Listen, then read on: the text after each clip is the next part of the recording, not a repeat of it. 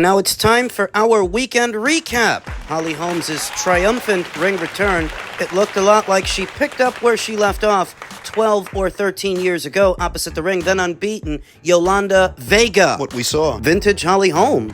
That's what we saw yesterday in Anaheim. Vintage Holly Holm shaking and baking, moving and grooving and using the jab, walking Yolanda into punches, throwing 3 and 4 punches at a time. Holly is a pure boxer, but she's not like today's pure boxers that are economic with their output. I've often said during many a live stream that yesterday's pure boxer, yesterday's outside fighter was a lot more busy within a round than what you see today, and that's what you saw from Holly yesterday. That even though she's moving and boxing from the outside, she's still throwing combinations. She's still not allowing herself to get outworked. Not as reserved as, say, a Sky Nicholson, a Devin Haney. She's moving and grooving the way that they do, but she, unlike them, is letting her hands go with some regularity. What made that possible is that Yolanda, in spite of being 12 or 13 years younger than Holly, was not jabbing her way in. Why does that matter? Because without shooting that jab and using it to get close to Holly, there's nothing to stop Holly from getting off jabs of her own, punches of her own. You're not giving her anything to think about. She's beating you to the punch. In spite of Holly being 12 or 13 years older than Yolanda, there was a noticeable difference in speed, that Holly, in spite of being 43, was quicker to the draw,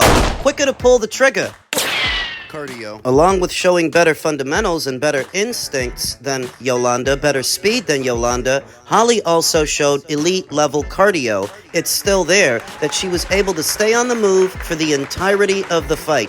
10 rounds. A 10-round shutout in favor of the veteran fighter, the former champion, now the Hall of Fame inductee. Holly Holm, that seemed to have been getting stronger as the fight progressed because she started using her backhand as her lead hand. More confident. Remember that Holly Holm is a southpaw. She leads with her right in order to set up her left. And as the fight progressed and the rounds wore on, she was timing Yolanda Vega's entry, catching her with the straight left. Straight left down the pipe. Over and over. The moral of the story is that Holly Holmes' veteran experience was invaluable in her ring return yesterday, and Yolanda, in spite of being many years younger, was too mechanical, too robotic. I didn't know what to expect in the fight, Holly Holm having been removed from the sport for so long, but it looks like she picked up right where she left off. 12 or 13 years ago, she didn't miss a beat. Sensational. It was about as good a ring return as Holly could have hoped for. It's actually good that she didn't score a highlight reel knockout, that it went the distance because she needed those rounds. Yolanda, while unbeaten and many years younger, was too simple a fighter, too mechanical, missing the necessary ingredients to effectively pressure the moving target. The moving target that was outworking her while boxing from the outside, smothering her in spots and stepping around her. Yeah, Holly had way better footwork than Yolanda. All of which made a huge difference. I couldn't give Yolanda Vega a round in this fight. 10-round shutout for the former champion Holly Holm in her triumphant ring return. What's next?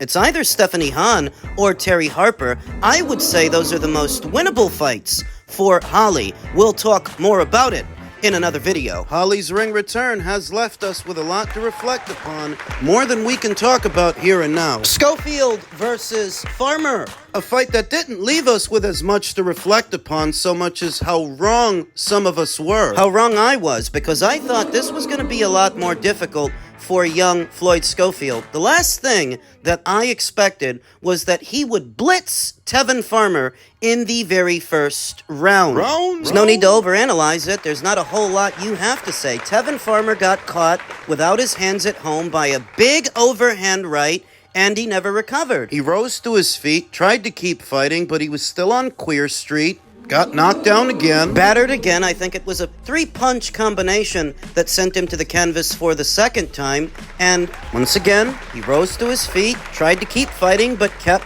taking punishment, at which point the referee waved it off, and he was right to do so. Tevin got off to a horrific start against Floyd Schofield, who many thought he could beat, he could upset. So what did we learn? That maybe, just maybe, Floyd Schofield has more single punching power than, say, Raymond Muratalla, than, say, William Zepeda, because these guys hit Tevin. They hit Tevin a lot, but they didn't stop him. Floyd did. What did we learn? That Floyd might be quicker to the draw than those aforementioned fighters as well. The speed at which he fired that right hand and landing it right on time to catch Tevin Farmer without his hands at home. That side of his face was exposed. And Floyd exploited that. I think I heard somebody say that this is the biggest win of Floyd Schofield's career, and maybe it is, but because it's a win over a guy who was coming off of 3 consecutive losses, you have to mitigate how excited you are. How much you read into it. Irrespective of what your perceptions of the fight may have been,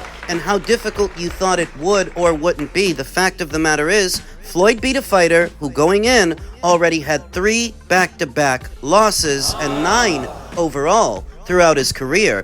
Good win for Floyd Schofield and great for the highlight reel. But let's not go crazy. You turned down $2 million for Abdullah Mason to fight this Tevin Farmer, so the fight playing out the way that it did, we see why. You can see why you did that. The best thing for Floyd Schofield to do now is get back out there in a jiffy, get back out there and build on this. You fought for less than a round. There's no reason they can't schedule him another fight for the fall or the winter. He has to build on that momentum and further establish himself as one of the young gunners and one of the somebodies in today's lightweight division. Don't get comfortable, don't get complacent, don't spend too much time celebrating a win over a guy who lost 3 times back-to-back before he fought you. Congrats to Floyd Schofield. Congrats to unified cruiserweight champion Zurdo Ramirez, who weathered the storm with former champion Yuniel Dorticos. A big puncher. Sort of a slow start for Zurdo. In the early goings of this fight, Yuniel Dorticos stepping into his punches and putting Zordo on the ropes. There was a noticeable difference in power at the start, but Zordo, to his credit,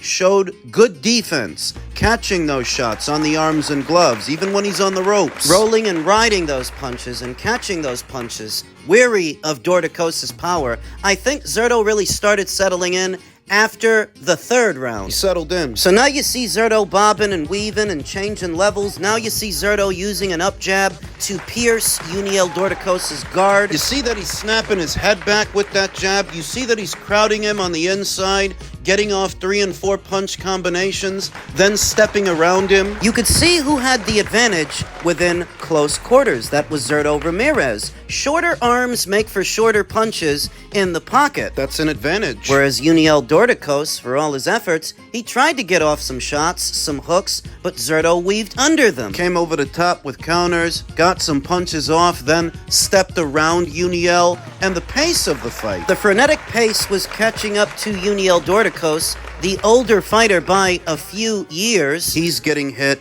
with more clean punches, more combinations. He's getting backed up and bullied more and more. Zurdo Ramirez is effectively beating him from the inside out, and that's what my prediction was. With Arsene Goulamarian and Chris Billum-Smith, Zurdo was moving and boxing and keeping a bit of space, whereas with Yuniel, I knew he had to do the opposite. To defuse this bomb and defuse this guy's power, he had to play him close, take it to him, and stay on him. Within close quarters, a guy with long arms like Yuniel won't be able to put those punches together quickly. He's too close to the guy, whereas Zurdo, he'd have the advantage there. That's what we saw. That's how he won. The most you could give Yuniel Dorticos in this fight is 3 rounds. 4 if you're generous. Fight definitely got away from him the longer it lasted. To Zurdo's credit, he's also showing Fantastic punch resistance for a guy who used to fight at 168, now campaigning as a cruiser. Whatever did get in for Yuniel Dorticos, it didn't have much of an effect on Zurdo. He wore the punches well. Zurdo looked the bigger man of the two on the night. He looked bigger than Dorticos, where he's the fighter that moved up. Oddly enough, he's showing great cardio for a cruiserweight. Better than the bona fide cruiserweights. He's showing a better engine than they are. And they've got. If you would have told me 5 or 6 years ago that Zurdo would be doing as well as he's doing as a cruiserweight, if you would have told me after the Bivol fight, Well, what was that, 3 years ago? that he'd be shaking and baking these guys on his toes, as adaptable as he's become, I wouldn't have believed you. Some of the highlights from yesterday's fight. Yuniel Dorticos trying for punches and Zurdo slipping off to the side, landing body shots in between. Counter body shots in between. Taking the air out of the tires. Losing to Dimitri the way that he did, you would have thought it was over for Zurdo Ramirez, that it's all downhill from here when it's been the opposite. The trilogy between Dimitri and Artur is fast approaching, and you have to wonder that if Dimitri wins, does he stay in the light heavyweight division, or does he, like Zurdo, move up to cruiser? And if he does, how would a second fight between them go? Zurdo's a unified champion. So long as he stays unified champion, he would be a person of interest in that scenario. So how would a rematch between Dimitri and Zurdo go in the cruiserweight division? It was a fantastic showing, and he has one or some really great options now moving forward. His name was in the hat for a potential Jake Paul fight, also a David Benavidez fight, also a Jai Opataya fight. Now, as boxing fans, we all know which is the fight we really want to see more than the others.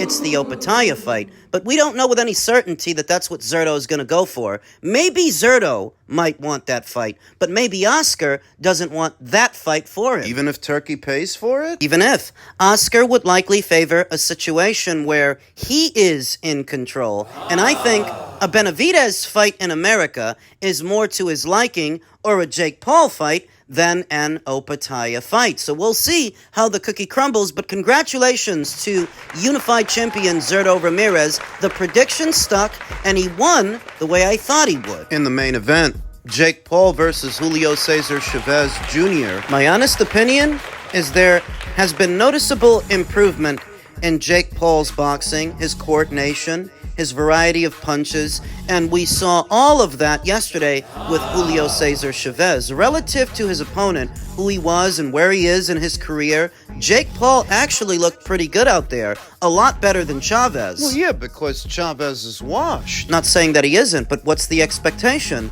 That with 12 or 13 professional fights, Jake Paul would be fighting the Killers and the Gorillas? Come on. If we set our feelings aside, in a professional boxer's 11th or 12th fight, most of the time, they're not fighting killers anyway. They're fighting guys like Chavez, has-beens and former champions, so it's hard to be critical of Jake. This fight was right on schedule. And Jake is showing improvement. I don't say that to play devil's advocate or for comedic value. What I saw yesterday was a greatly improved fighter from the fighter that lost to Tommy Fury. That if he stages a rematch with Tommy, he might beat him more comprehensively this time. I thought he won the first one and he got jobbed on his own show. What I saw yesterday was good snap on the jab, good snap on the backhand from Jake Paul, good variety of punches, going upstairs and downstairs, few uppercuts, a few hooks, a lot of movement. He didn't look bad. That's just being honest. Now, all of this is relative to his opponent, Julio Cesar Chavez,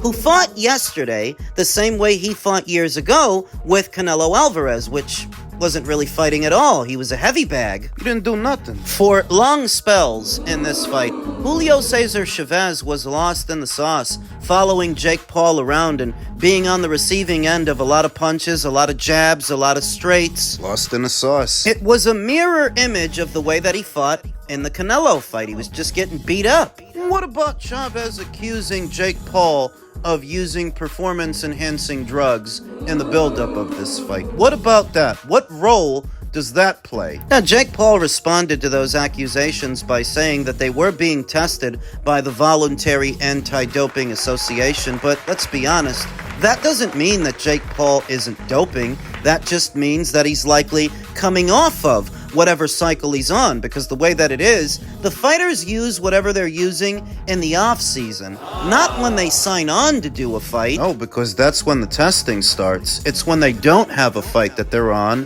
whatever they're on. So maybe Jake is doping, maybe, but how does that set him apart?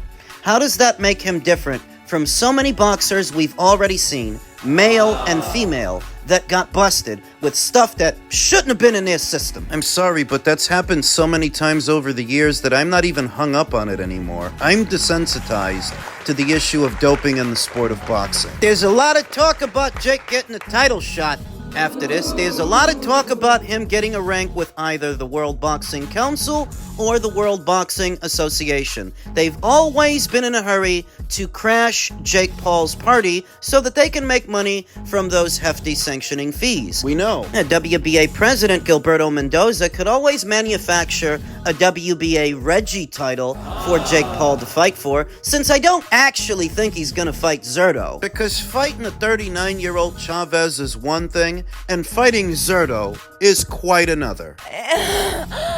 Few passing thoughts. Jake Paul's boxing has actually improved. From the time that he started to where he is now, he seems to be taking the sport seriously enough that he is a more coordinated fighter with more snap on his punches and more variety than when he started. Better cardio, too. He didn't gas out yesterday. He seems to have had a game plan, stuck to it, and it worked. And at no point in this fight was he ever in trouble. If you're hung up on how selective they are with his opponents, well, how is that different from what we normally see in the sport of boxing, his title shot? If he gets one. If he actually gets that opportunity and proves to be an opportunist, you shouldn't be mad at that, as most people in the sport of boxing, from the fighters to the people that handle them, they are all opportunists. If the opportunity is what you're mad at, you shouldn't even be mad that he takes it. You should be mad at the people giving it to him, the sanctioning bodies that are so willing to whore themselves out to anyone who can sell some tickets. You should be mad at whatever champion, whatever belt holder decides to willingly give Jake Paul a title shot. You should be more mad at the established entities within the sport than Jake Paul for making the most of the opportunity. Because he doesn't get one unless they give it to him, and they seem willing to. Oscar seems more than willing to make a fight between his champion, Zurdo Ramirez, and Jake Paul. The World Boxing Council and the World Boxing Association seem more than willing to allow Jake to fight for one of their belts. These are the responsible parties. If there's anybody to blame. They're the ones that are supposed to be better than this. When a Julio Cesar Chavez goes in there, in spite of all his fights and his rounds of experience, in spite of his surname, his namesake, when he loses, you're the one that's supposed to be better than this. So that when you're not, you're the one that gets the blame, not Jake.